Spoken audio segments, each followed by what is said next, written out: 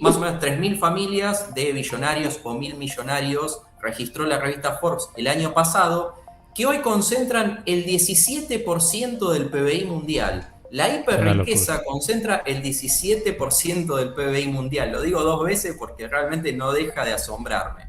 ¿Alguna vez te has preguntado por qué, en pleno siglo XXI, existe gente con necesidades básicas insatisfechas? Esto es Historias Entrelazadas, un espacio donde vamos a dialogar sobre temáticas sociales que suenan pesadas, pero que nos afectan a todos.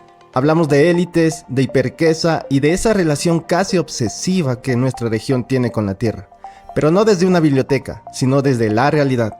Así que, si te interesa saber cómo se ha configurado históricamente el acaparamiento de tierras, el poder y las élites en América Latina, quédate con nosotros. Bienvenidos a Historias Entrelazadas en Flaxo Radio. Hola, hola, buenos días a quienes nos acompañan y nos sintonizan desde las distintas latitudes. Para nosotros es un privilegio estar con ustedes. Primero doy paso a mi colega Ricardo para su presentación. Hola, Ricardo. Buenos días, gracias Esteban por la apertura. Mi nombre es Ricardo Sinchigalo, soy maestrante de Economía del Desarrollo de Flaxo Ecuador.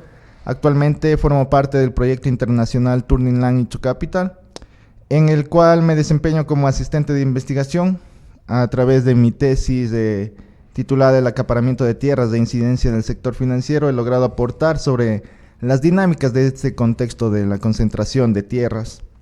He participado en la producción de un repositorio de censos agrarios realizados a nivel de Latinoamérica y actualmente integro el equipo de producción de materiales de difusión, y justo este podcast es una iniciativa que busca acercar a la audiencia de los diferentes matices históricos sobre el acaparamiento de tierras. Muchas gracias, Ricardo.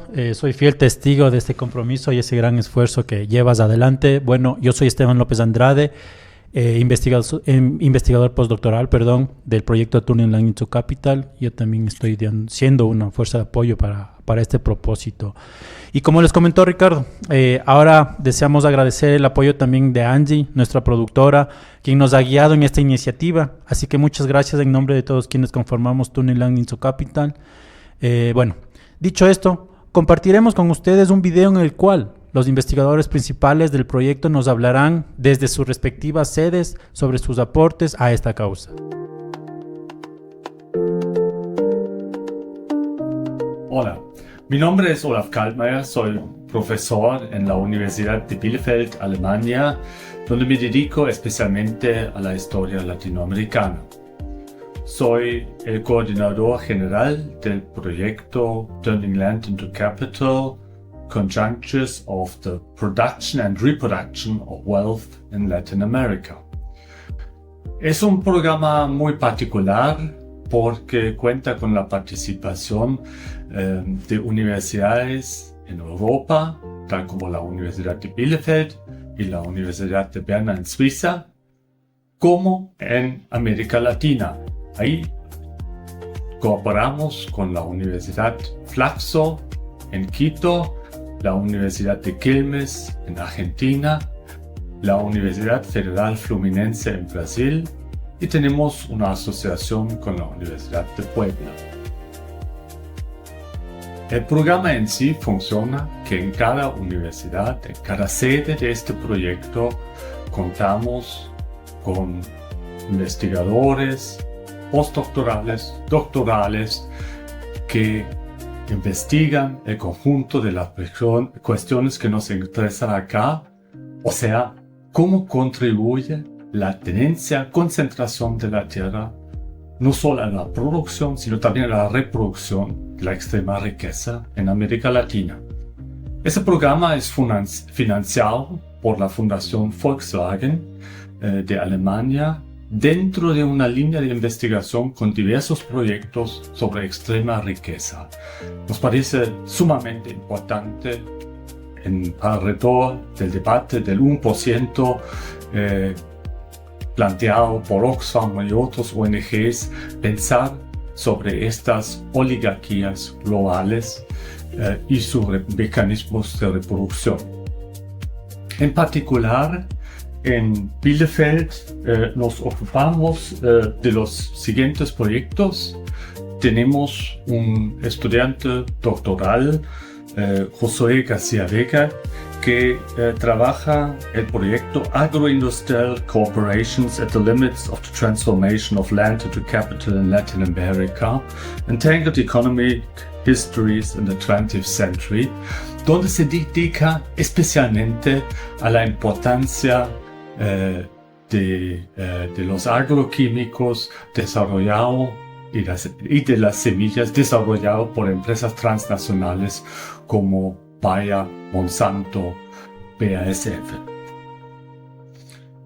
También contamos con un proyecto asociado de doctorado por Omar Sierra, que se dedica a la cuestión de la terofagia en el siglo XIX, en la era del gran cacao en Venezuela, enfocando especialmente el poder de los Tovar, una red familiar oligárquica importante. La coordinación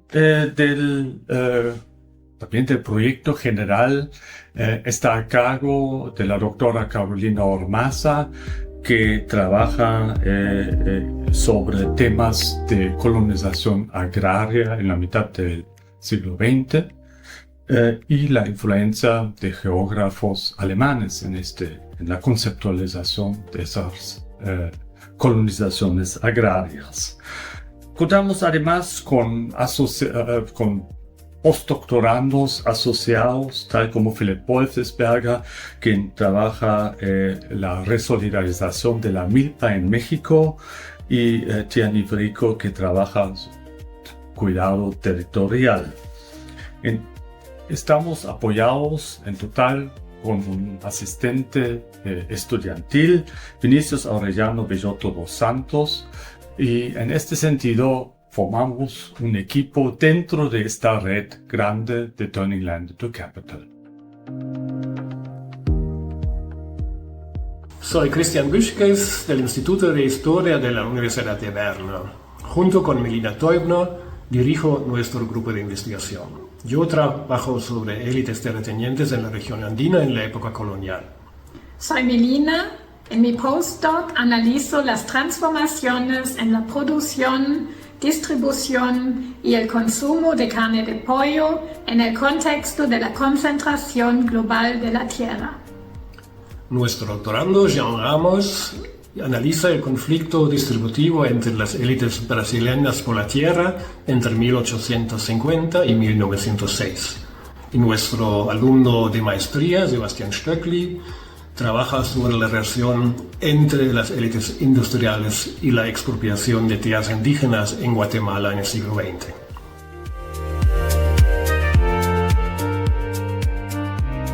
Mi nombre es María Fernanda López, soy investigadora principal del proyecto Convirtiendo la Tierra en Capital acá en Flaxo, Ecuador.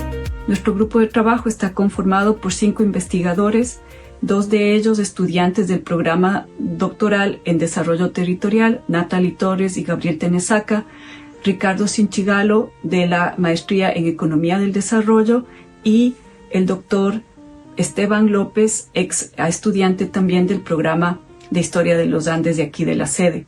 Nosotros investigamos diversos aspectos relacionados a la concentración de la tierra en el contexto del análisis de la producción bananera, la producción histórica del cacao y la producción extractiva minera. Esperamos contribuir con nuestros resultados a entender mejor cómo opera la concentración de la tierra y la reproducción de la riqueza en el contexto latinoamericano.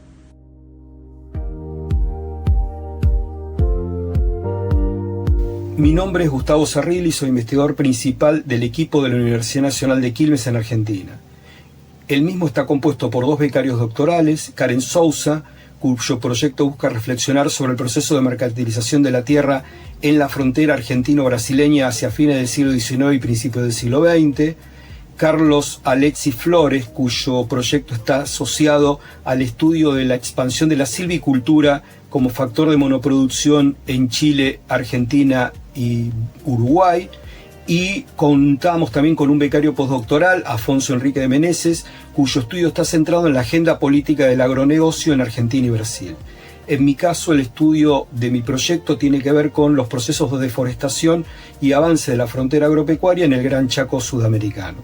Asimismo, también contamos con 2 ayudantes de investigación, Fernando Pintos y Emanuel Chichirelo, que forman parte de nuestro equipo de investigación en la Universidad Nacional de Quilmes.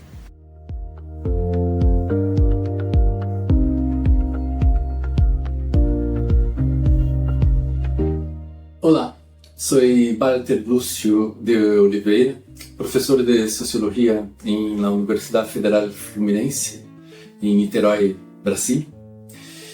E por aqui coordeno um equipo de 5 investigadores que estão vinculados ao projeto Convertindo Tierra em Capital. São eles Roberto Casaglia, Letícia Londres Fernandes, Roberta Alano, Andrés Jiménez Corrales y Jorge Carlos Díaz de Souza.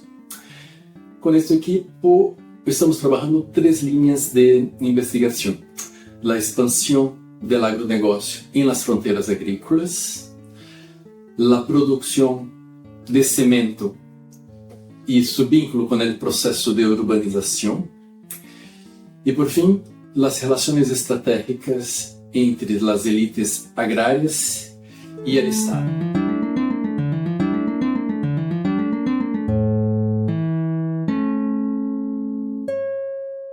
Una vez presentada la esencia de nuestro proyecto, es fundamental profundizar en sus raíces para comprender la dinámica de este programa.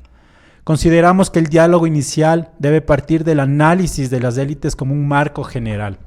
Esto permitirá obtener una visión general en términos históricos, políticos, sociales, económicos e incluso culturales. A su vez, funcionará como una puerta de ingreso al propósito del proyecto y como enlace con los futuros programas. Para ello, presentamos a nuestro primer invitado en este podcast, Roberto Casaglia. Hoy, en Historias Entrelazadas, nos acompaña Roberto Casaglia. Él es sociólogo, magíster en estudios sociales latinoamericanos y también cuenta con un doctorado en ciencias sociales por la Universidad de Buenos Aires. Actualmente, Roberto es investigador postdoctoral en la Universidad Federal Fluminense de Brasil y su investigación se titula Élites agrarias y Estado, Argentina, Brasil y México durante la década neoliberal y el neoliberalismo tardío. Bienvenido Roberto, gracias por aceptar nuestra invitación. Hola Roberto. Para entablar un diálogo abierto, nos gustaría por favor que expliques a la audiencia la importancia de estudiar a las élites. Es decir, para nosotros es fundamental comprenderlas en términos históricos, sociales, culturales, políticos, tanto de manera general como en el contexto latinoamericano. Así que bienvenido Roberto. Bueno, muchas gracias Esteban, muchas gracias Ricardo a ambos por la invitación. Bueno, vamos a empezar con una definición de élite que después yo les propongo complejizar a partir de una pregunta, pero digo, como para tener un primer panorama. Es decir, cuando hablamos de élite, entendemos por élite al conjunto de individuos que ocupan, según el momento histórico del cual se trate, las posiciones estructurales clave del poder. Ocupar estas posiciones y constituirse como sujetos de poder implica que las élites tienen la capacidad de influir decisivamente en la sociedad. Y de hecho, dada la variedad y extensión de las relaciones de poder en la sociedad, es conveniente y en general utilizamos, como lo hiciste en la introducción, Esteban, el término en plural y hablamos de élites. Las élites no conforman necesariamente un grupo homogéneo ni cohesionado. Es por eso que es clave analizar la organización social de las élites, cartografiar los vínculos entre estos diferentes tipos de élite e identificar también las estructuras sociales que son sus soportes institucionales. Ahora, hablamos de poder, cuando hablamos de las estructuras clave, las posiciones estructurales clave del poder, bueno, a mí siempre me gusta empezar con una pregunta con la cual interpelo a mis estudiantes y es ¿por qué tienen poder las élites? E incluso vamos a categorías que no necesariamente son las élites. ¿Por qué tienen poder las clases dominantes? ¿Por qué tienen poder los empresarios? En general, las respuestas son plurales y suelen ser más ricas, pero uno tiene la tentación inicial de responder inmediatamente por el dinero, ¿no? Y efectivamente esta es una dimensión fundamental del poder de las élites. Yo voy a utilizar unos conceptos de una autora contemporánea que me gusta mucho, que es Taya Fairfield, y ella habla en este sentido del poder estructural. Efectivamente, las élites tienen la capacidad de controlar variables clave para la economía de un país, ¿no? Con lo cual, con sus decisiones de inversión y producción, afectan a toda la sociedad, nos afectan a nosotros. Por ejemplo, a través de controlar la variable del empleo. Y afectan muy particularmente, o condicionan, mejor dicho, muy particularmente, el espectro en el cual se mueven las decisiones de las autoridades gubernamentales, ¿no? Que son las encargadas de elaborar la política pública, ¿no? Si las élites tienen, por ejemplo, el control sobre la variable de inversión productiva o inversión especulativa, tienen la posibilidad de fugar capitales de una economía, afectan a la estabilidad, ¿no?, del sistema. Y esto les confiere un poder o una dimensión de poder que es sistémica, ¿no?, que se deriva de su posición privilegiada en la estructura. Ahora la pregunta es si esta es la única fuente de poder de las élites. Y efectivamente el poder estructural ha sido una dimensión privilegiada por las ciencias sociales y la sociología para explicar el poder. Ahora bien, yo soy sociólogo, entonces siempre dialogamos o hacemos dialogar en este punto. Muchas veces se dice que la obra de Max Weber se puede leer como el diálogo con el fantasma de Marx. Y entonces Max Weber propone una definición de poder que es un poco más inclusiva y un poco más carente de contenido. Y cuando hablamos de poder, hablamos del efecto causal de un sujeto sobre el comportamiento de otro, o la probabilidad, en términos weberianos, de imponer la propia voluntad ante las resistencias externas.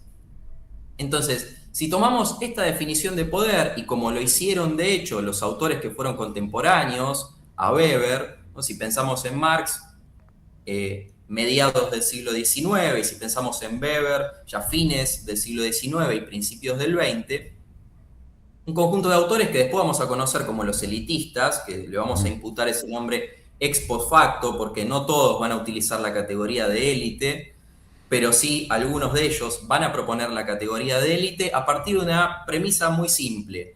Para imponer sus intereses, un grupo tiene que organizarse, y una minoría efectivamente se organiza mucho más fácil que una mayoría, ¿no?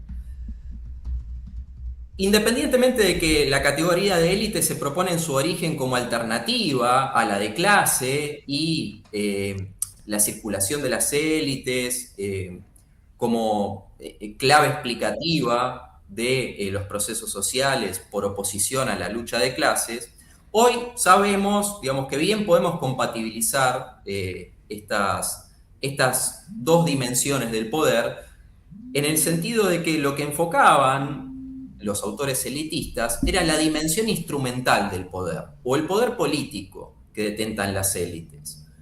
No como subsidiario del poder económico, ¿no?, como lo plantea en algunas versiones el marxismo, sino como una dimensión independiente, ¿no?, autónoma. Es la capacidad diferencial que tienen los grupos privilegiados o estas minorías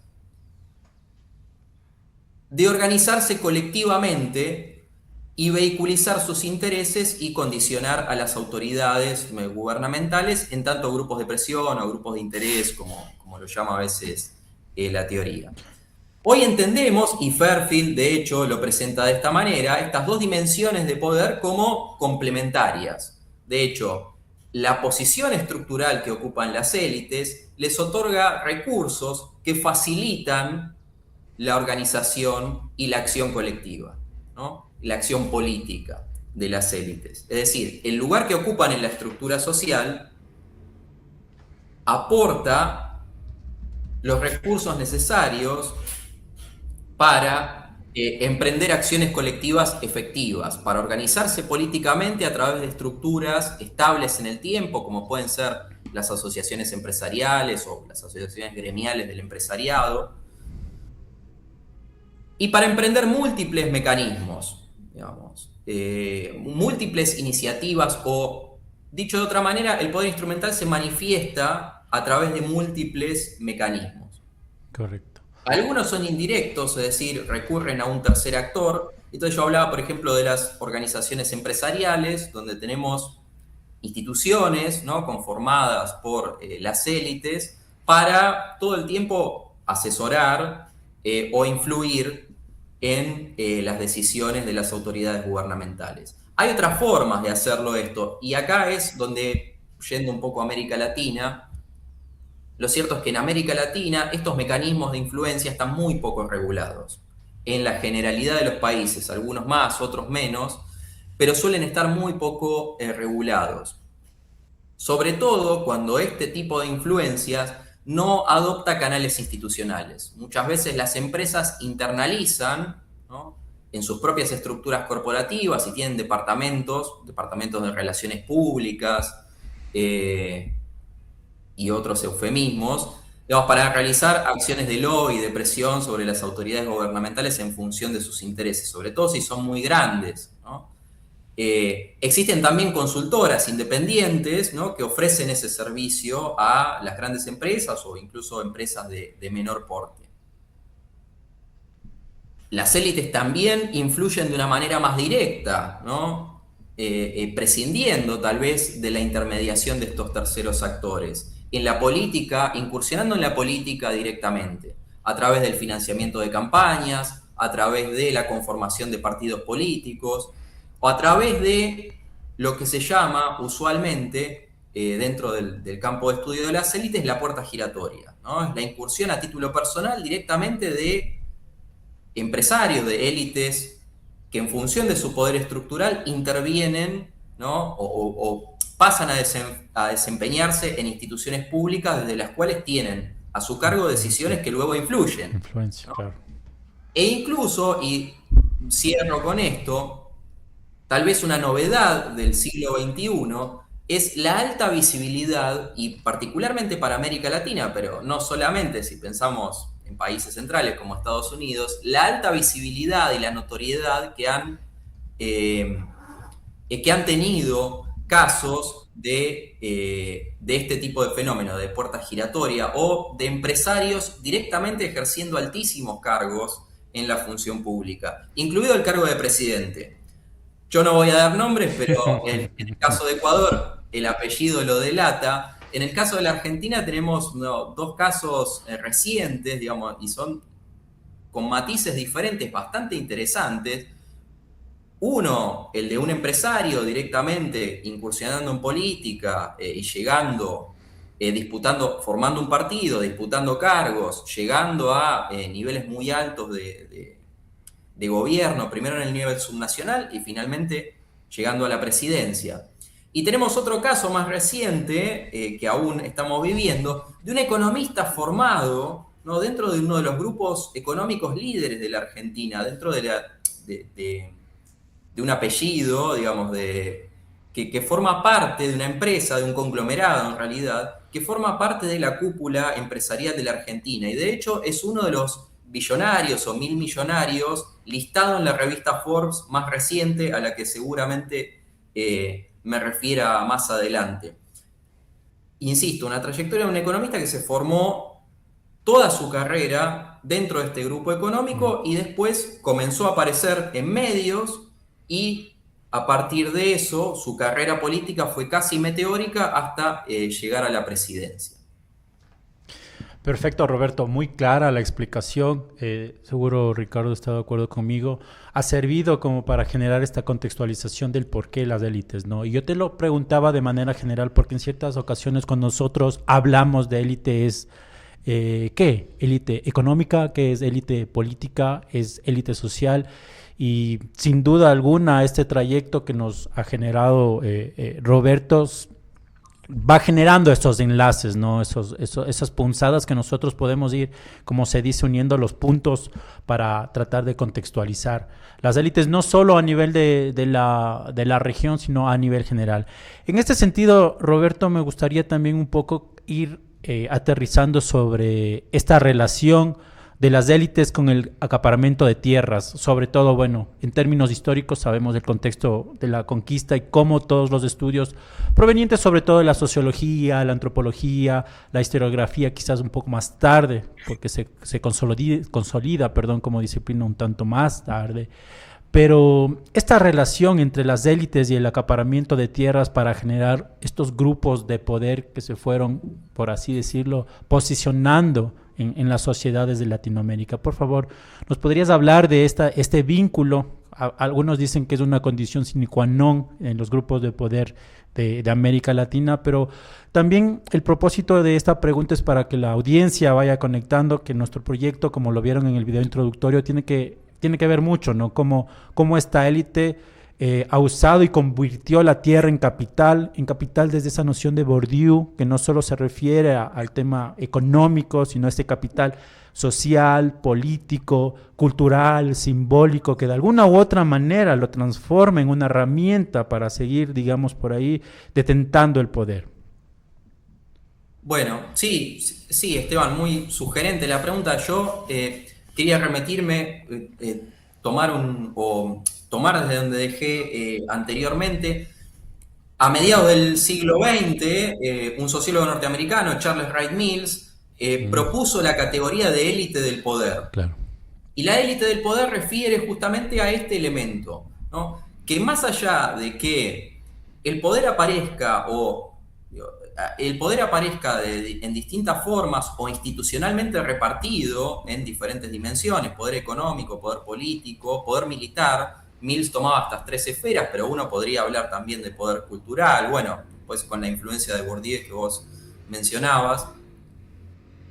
Por detrás, ¿no?, de esta separación institucional, el poder está cada vez más concentrado en una élite cada vez más cohesionada. Es la élite del poder. Si uno observa las trayectorias de quienes detentan esas posiciones estructurales, aunque una vez más estén institucionalmente separadas, va a encontrar que por vínculos familiares, por redes de relaciones en la socialización primaria, por pasados educativos compartidos en escuelas de élite y por, como decía hace un rato, citando el caso de la Argentina, por trayectorias ocupacionales, ¿no?, y desempeño en el sector privado, conforman, digamos, un grupo bastante cohesionado. Entonces yo quiero tomar desde ahí, yo lo saco un poco con una introducción inicialmente de la Tierra para citar, como había mencionado, hace unos pocos días la revista Forbes sacó su lista de billonarios o 1000 millonarios. Lo vi. 2000, depende de cómo se dice en cada país, del año pasado. Y hay un dato que a mí realmente me resultó muy significativo. Estamos hablando de el 0,0001% de la población mundial. Es el grupo de la extrema riqueza. Y que se va reduciendo, perdón que interrumpa, o sea, es cada vez ese 0,000, o sea, va recorriendo a una reducción total de esta élite. Por eso, pero mirá el grado de concentración. El dato es realmente muy significativo. Estamos hablando de unas 3.000 familias, ¿no? Muchas veces los grupos económicos, ¿no?, se estructuran así, en clanes familiares. Y más o menos 3.000 familias de billonarios o 1.000 millonarios registró la revista Forbes el año pasado, que hoy concentran el 17% del PBI mundial. La hiperriqueza concentra el 17% del PBI mundial. Lo digo 2 veces porque realmente no deja de asombrarme. Pero fíjense este dato, más para profundizar, que a mí me resultó muy interesante. La Forbes hizo una serie histórica desde su primera publicación, es decir, de su primera lista de billonarios o 1000 millonarios, que fue en 1987.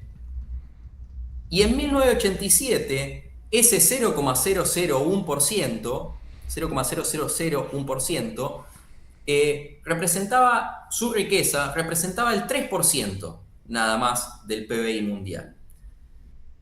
Mientras la riqueza per cápita de 1987 a 2025 creció a un ritmo promedio del 2,5, La super riqueza o la hiperriqueza lo hizo a un ritmo del 7,5 en promedio. Si uno mira el gráfico, es un aumento casi lineal.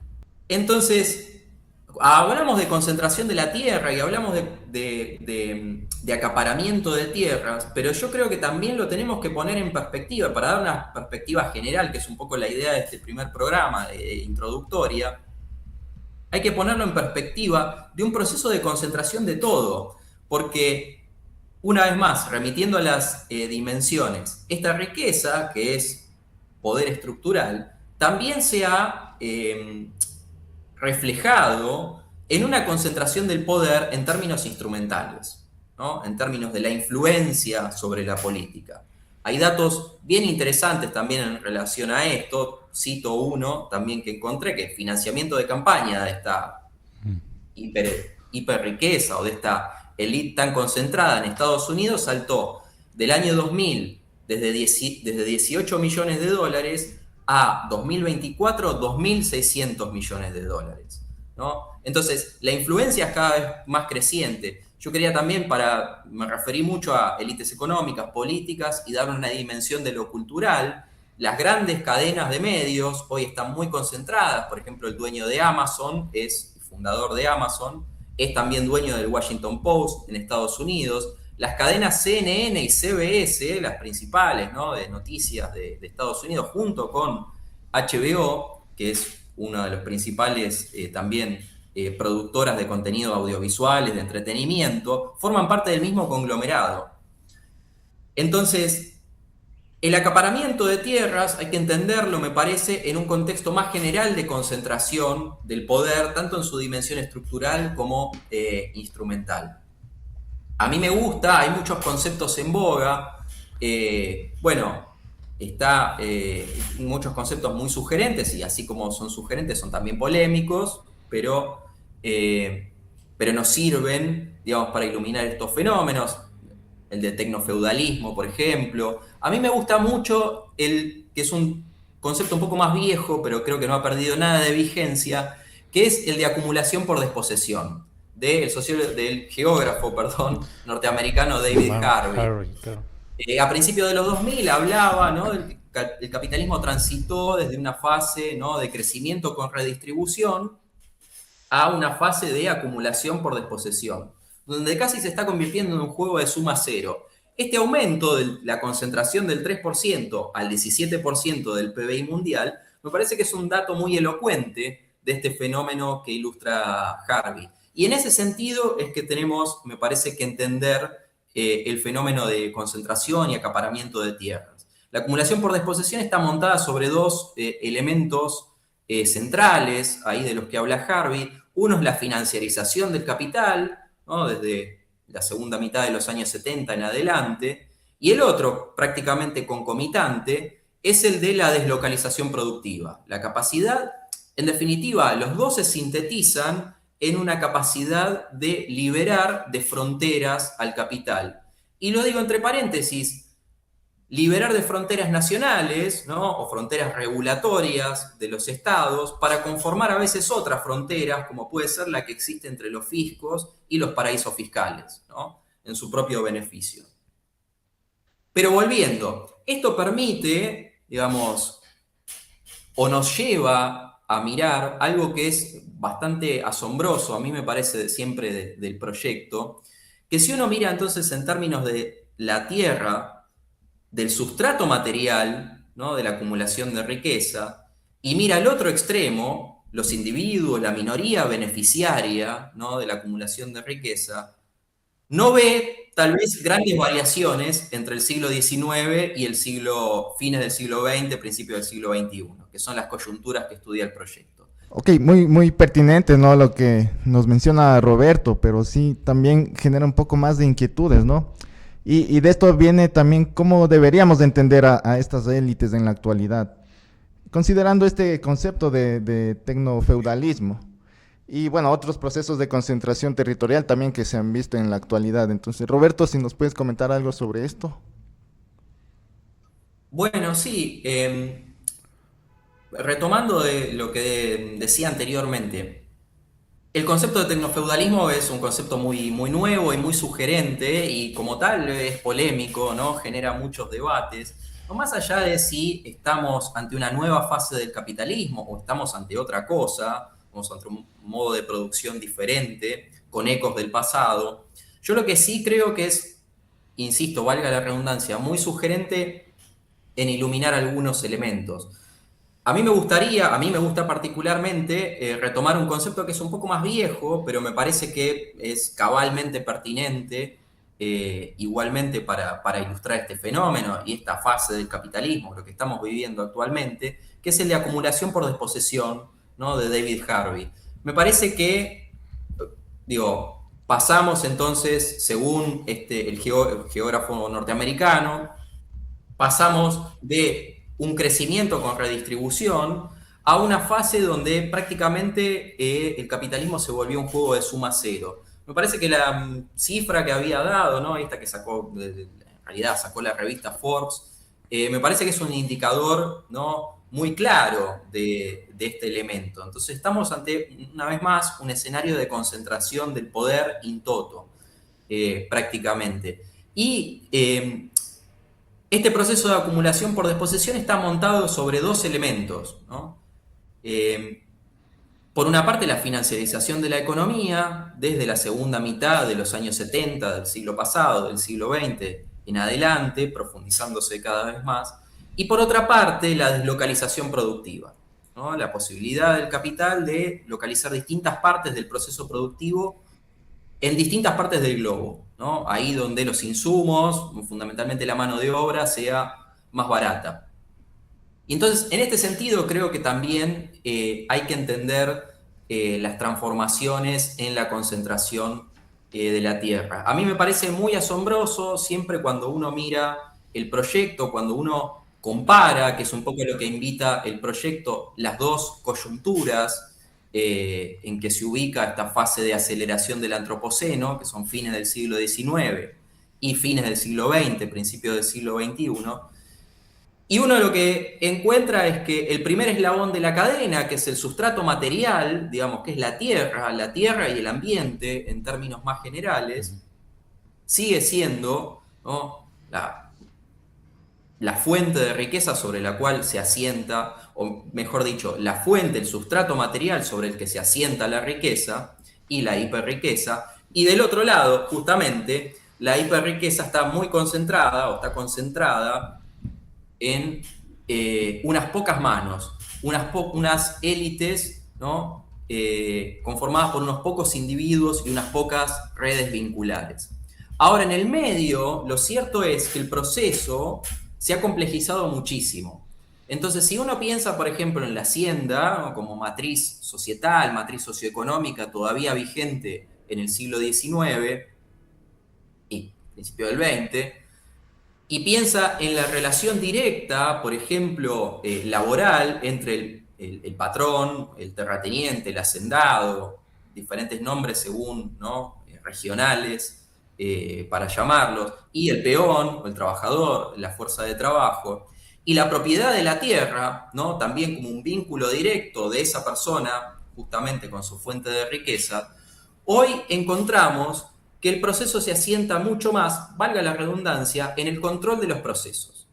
Y no es solo la propiedad de la tierra, ¿no? Ni tampoco, y menos aún, la relación directa sobre la fuerza de trabajo, la que es la fuente de riqueza, claro, sino que se articula y se concatena con muchas otras dimensiones, ¿no? Del proceso productivo. A mí me parece muy ilustrativo el caso de los pools de siembra en Argentina, ¿no?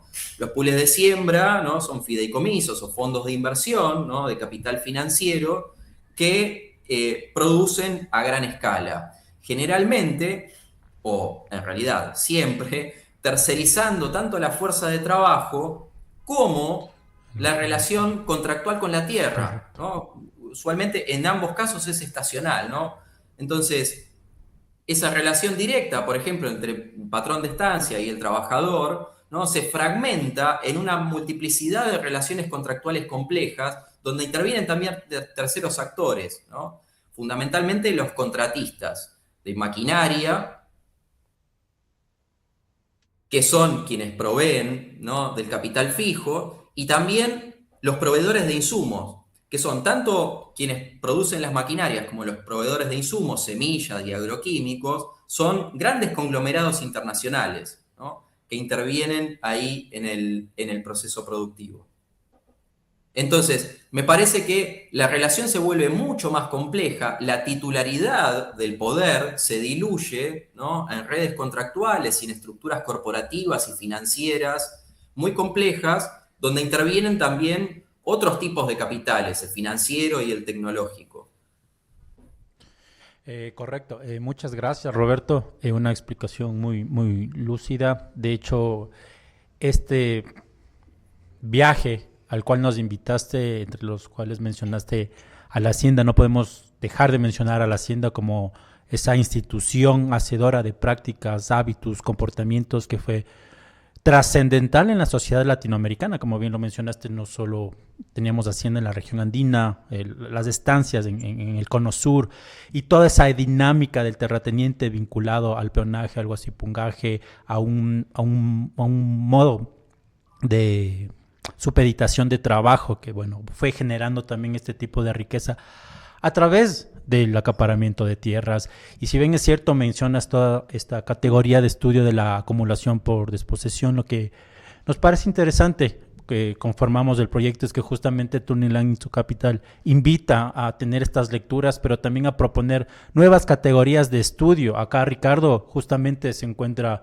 investigando cómo entidades financieras, a través de ciertas herramientas de poder, está generando un nuevo proceso de acumulación de tierras. No sé si llamarla por desposesión, pero estamos ahí frente a hechos concretos, fácticos de la realidad. Ahora sí, Roberto, finalmente, por favor, te pedimos una reflexión final sobre esta temática, así como que muy breve, para que las personas que nos sintonizan a través de las plataformas de Flaxo Radio se sientan motivadas a comprender nuestras realidades y que esta temática la hagan suya, que este espacio, como les dije al inicio, queremos que sea suyo, se puedan vincular a través de él. Por favor, Roberto, una breve reflexión sobre esto. Bueno, yo creo que en síntesis el proyecto invita también un poco a mirar para arriba. Me parece que es la premisa que tenemos que adoptar. Pasamos mucho tiempo estudiando fenómenos, concentrándonos desde las ciencias sociales, lo digo, en fenómenos como la pobreza y iluminando un polo de lo que en realidad es una relación. La pobreza existe porque existe la desigualdad y la desigualdad tiene que ver con justamente una relación entre dos polos, la pobreza y la hiperriqueza, ¿no? Donde hay desposesión hay acumulación e hiperconcentración. Y entonces me parece que es como digo, en un mundo de relaciones y estructuras cada vez más complejas de dilucidar. Entonces la tarea es doble, el doble de desafiante y el doble de urgente también. Estamos muy agradecidos con Roberto por su brillante intervención. Para nosotros, como les comenté, es vital que hagan de este programa su propio espacio. En pantalla aparecerán nuestros contactos para recibir sus preguntas, opiniones y recomendaciones que nos ayuden a fortalecer esta iniciativa. También pueden dejar sus comentarios en la cajita que aparecerá ahí en Spotify como en YouTube. Este es un escenario pensado para cuestionar el presente sin olvidar los orígenes del pasado. Bueno, con este propósito, a continuación Ricardo compartirá la agenda de los próximos episodios de nuestro podcast. Les invitamos, en nuestro cronograma tenemos previstos algunos programas, ¿no?, muy interesantes. El siguiente programa tendremos sobre los orígenes de las élites rurales en América Latina. También tenemos la parte de los poderes rurales, de tecnologías, de este giro corporativo del agronegocio. Entonces, les invitamos a estar atentos a nuestros próximos programas también. Y pues eso. Excelente, Ricardo. Ya lo saben, si tienen interés en nuestros futuros diálogos, no olviden enviarnos sus aportes. Roberto, nuevamente, gracias. Nos gustaría que te despidas de la audiencia y las invites a seguirnos. Bueno, muchas gracias por el tiempo. Bueno, síganos, por supuesto. Contentos de emprender este proyecto. Queremos que a raíz de este espacio también se vayan conociendo otros escenarios en los cuales bifurcan o también llegan estas ideas que las cuales discutimos. Por ello les queremos recomendar acerca de la película Chuzalongo. No sé si nos puedes comentar algo sobre eso, Ricardo. Así es, Esteban, se trata de una producción nacional dirigida por el cineasta ecuatoriano Diego Ortuño. Bueno, Roberto, como lo notaron, es de Argentina para ti y quienes nos sintonizan desde otras latitudes. Comentarles que el Chuzalongo es un mito popular sobre una criatura que muchos describen como un ser de apariencia peculiar que habita en el campo. Alrededor de este mito, la película contextualiza la realidad rural de la sierra a finales de 1890. Gracias a Angie, quien encabeza la producción de este programa, a Ricardo, mi colega en esta aventura que iniciamos, y a Roberto, nuevamente por acompañarnos hoy. Esperamos contar contigo en futuras ocasiones. Hemos llegado al final de nuestro episodio. Nos pueden encontrar en YouTube y en Spotify como Historias Entrelazadas, en Flaxo Radio y en la página web flaxoradio.es. No olvides suscribirte y activar la campanita de notificaciones en el canal de YouTube de Flaxo Radio y seguir nuestro podcast en Spotify. Tu calificación es muy importante para seguir creciendo. Gracias y sobre todo también a Angie por todo el apoyo técnico. Gracias a nuestro invitado especial y a Esteban. Nos vemos en nuestro próximo programa. Un fuerte abrazo.